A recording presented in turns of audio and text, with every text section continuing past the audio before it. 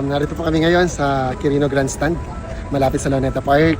Bale, inaward na po sa atin yung galing sa PCSO na bigay mula sa ating mahal na presidente na si His Excellency Ferdinand Marcos Jr. Ito po ang bagong PTV natin.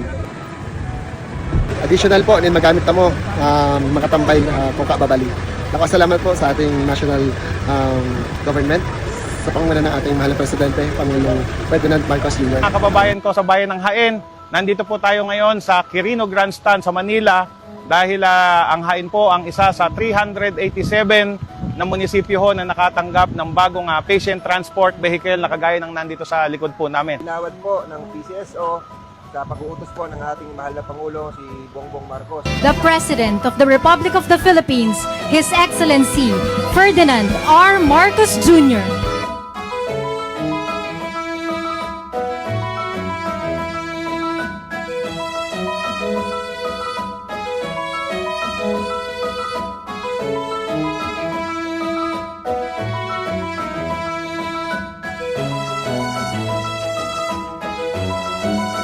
Yung isang linggo po natin, tatapatan na natin yung mga nakaraang bigay ng PCSO.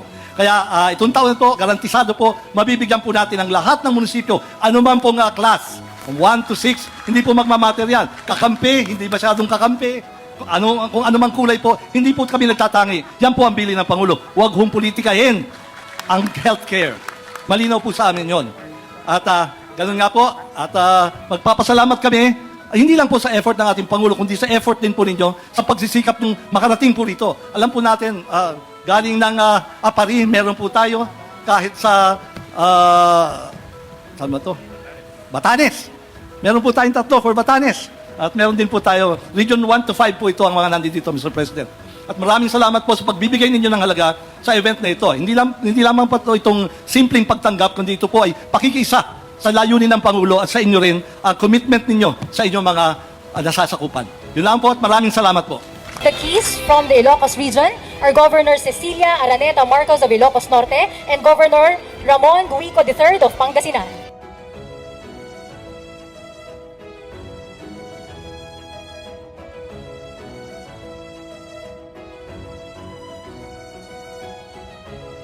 Call on the mayors from the Region 2 or the Cagayan Valley region.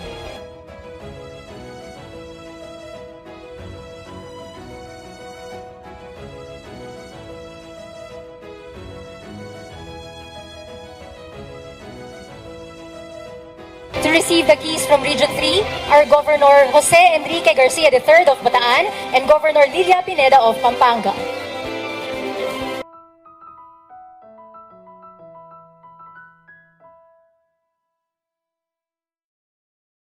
Next, may we now invite the mayors from Region 4A or Calabarzon.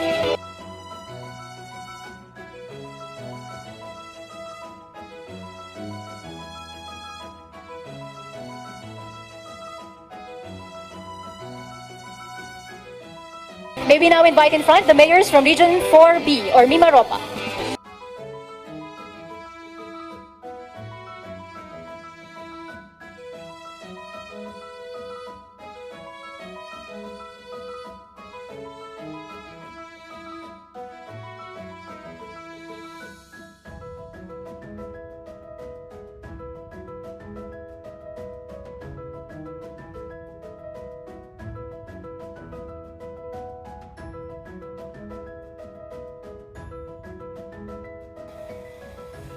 Good morning. Magandang umaga sa inyo lahat. Na yung pagbigat, Ayatek Kailyak. Agtugaw tayo. Upo tayo, please.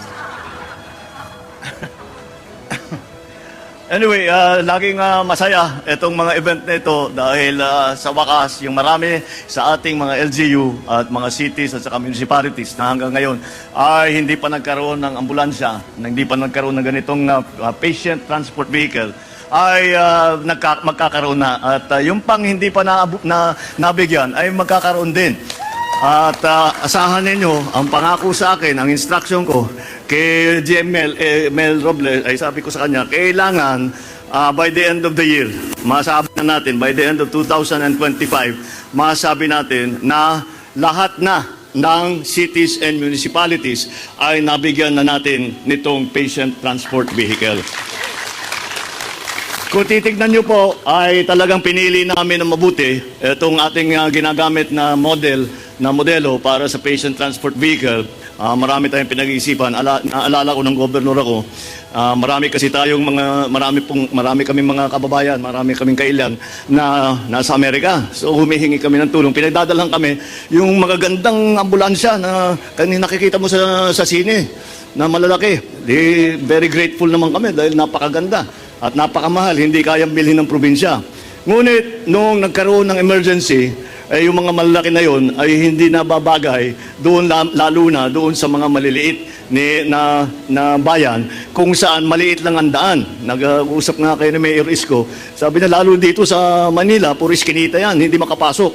Kaya pinili namin itong modelong ito na very appropriate, na tamang-tama para sa Pilipinas. Hindi lamang dahil yun na nga, nakakapunta kahit saan, kung saan nangangailangan ng transport vehicle. Ngunit, pati na yung modelo na ito, madaling i-maintain, laging may pyesa, kahit sino na medyo marunong-runong na mekaniko, kaya nilang ayusin kung magka-problema. Kaya naasahan ko na pag-turnover namin sa ating mga LGU, kayo na munang bahala. Alagaan ninyo na mabuti ito. Tatagal ito ng matagal, basta't alagaan natin na mabuti. Kahit gamit na gamit yan. Meron na kaming experience dun sa mga una naming na ibigay. Basta't inaalagaan na mabuti, tama ang pag-service, tama ang paggamit, pagka nangangailangan ng piyesa, palitan kaagad. At nakita naman namin na basta't we look after the vehicles, ito itatagal ng matagal. Kaya we are very happy now to be able to do this dahil dito sa administrasyong ito, karapatan ng bawat nating kababayan na Pilipino na magkaroon ng ganitong klaseng serbisyo. Pinapatibay nga natin ang buong healthcare services. Nagmi-meeting lang kami tungkol sa budget sa DOH, tungkol sa budget ng PhilHealth, tungkol sa lahat ng mga serbisyong ibinibigay, tungkol sa mga insurance, upang buuhin namin ang magandang healthcare system. At meron naman tayo maraming natutunan nung panahon ng COVID. Dahil nung panahon ng COVID, nakita natin ano yung pagkukulang ng ating healthcare system. Saan ang kailangan ayusin? Sino ang pwede nating asahan? All of these things, in-apply namin dito sa aming programa. Hindi lamang dito sa transport vehicles, kung hindi pati na sa ating buong healthcare system, pati nating mga ospital, pati nga yung PhilHealth. So, ito ay isang bahagi lamang sa pagpapatibay natin ng ating healthcare system. Dinala ko ito, ang ating counting statistics, ang na-distribute na mula noong June 2022 to 2025, nakapag-distribute na tayo ng 680 na ganito, na PTV across the whole Philippines. Ngayon, ang nandito sa harap ninyo, 395, is that correct?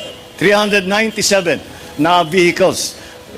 Hindi pa ako bumababa sa sasakyan, pinagmamalaki na ni Mel Robles. It is the biggest in the world na pagbigay ng ganito. Well, nagulat din ako dahil hindi naman yun ang habol natin. Ang habol lang natin, ang habol ko talaga ay lahat ng ating LGU, lahat ng ating mga municipalities ay magkaroon. Kaya, sa 680 PTVs, tapos na yan. Ngayong araw na ito, meron tayong 387 na ipamimigay, but this is for Luzon. Kasabay nito, na ipamimigay din natin, meron din tayong 123 para sa Eastern Visayas at 105 sa Mindanao. Kasama dito sa batch na ito, yun ay may bibigay na natin. Kung maalala ninyo, we have 149 cities, 1,493 municipalities, which makes 1,642 cities and municipalities in the Philippines. Kaya, pag natapos natin lahat ito, by the end of the year, masasabi na natin, lahat ng city and municipality ay nabigyan na natin ng ating patient transport vehicle. Ang plano natin sa susunod, dahil siyempre yung ibang bayan mas malaki sa ibang bayan, yung city mas malaki sa ibang city, titignan ngayon natin kung ano yung pangangailangan. We have to base it already on the population ng bawat lugar. So, yung malalaki talaga, kahit nabigyan ng isa, kailangan balikan natin dahil sa laki ng kanilang populasyon, kailangan natin maserbisyuhan lahat. Kaya yun ang babalikan natin. We now have today in Luzon, sa Ilocos 30, Cagayan Valley 72, Central Luzon 100, Calabarzon 27, Mimaropa 59, Bicol Region 64, at Angkar 35. So, this is an ongoing program. Ito ay nagkataon lang na this is a release for most of Luzon. But we will continue to do this and hindi namin ititigil ito hanggat lahat ng pangangailangan ng ating mga LGU ay nabigyan na natin, natugunan na natin ang kanilang requirement para dito sa mga patient transport vehicle na ito. Kaya ipagpapatuloy namin ang pagpapatibay hindi lamang sa paramihan nitong transport vehicle kundi pati na ang buong health system natin, buong healthcare system natin. Inaayos natin ang ating mga ospital, linagyan na natin ng mga specialty centers. Meron tayo ng bago, yung tinatawag na bukas na center para sa mga karamdaman na hindi naman kailangan na ma-ospital, na ma-confine. Lahat po yan. Yung PhilHealth, pinaparami natin ang insurance coverage, pinaparami natin ang serbisyong ibinibigay ng PhilHealth, binababaan natin ang payment, ang bayad. Kasi kahit papano, yung pasyente, pagka magpapatingin o magpapagaling, ay meron pa rin kontribusyon. Dahan-dahan namin babawasan yung kontribusyon ng pasyente. At kung tayo'y magawa natin, pag naayos natin ang ating ekonomiya na mabuti at kaya na natin, ay kaya naman siguro natin, wala nang kontribusyon ng pasyente. Bigyan na lang natin ng siguro yung kagaya sa ibang lugar na nakikita ko, na nasubukan ko, administrative cost lang. Wala yun, mga 100 piso yun. Tama na yun. Yun lang ang siguro na ibigay nila. Yun lang, that is the aspiration. At the moment, yung sistema natin is not sufficient para ating magawa yun. Siyempre, yung pondo lagi kulang. But, minamanayobra natin, minamasahe natin ang budget ng mabuti para naman mapabilis ang pagpaganda ng health service para sa ating mga kababayan. Maraming salamat. Congratulations sa mga LGU. Thank you, Mr. President. And that concludes our program. Thank you, Mr. President, for gracing this momentous occasion.